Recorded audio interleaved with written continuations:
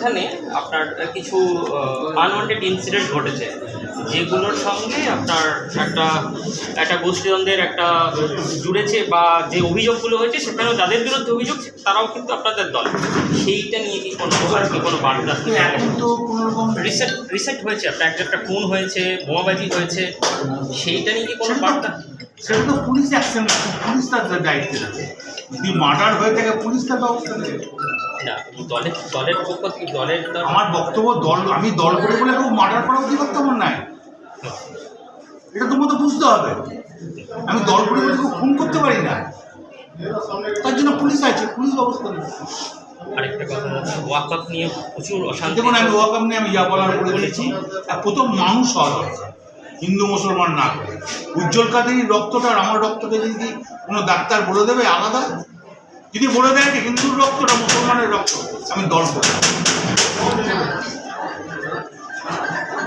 আর খয়রাসুল গতবারে আপনার ওয়াকআপ নিয়ে মমতা ব্যানার্জি দেখছে, কোনো চিন্তা করার কারণ নেই।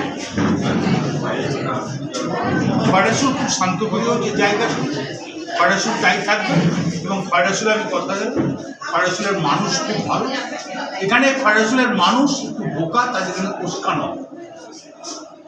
আপনি যে কথাটা বললেন, খুন করলে পুলিশ কাকুই ছাড়বে না, সে আমি হোক, উজ্জ্বল কাদেরই হোক, কেদারই হোক, যেই হোক।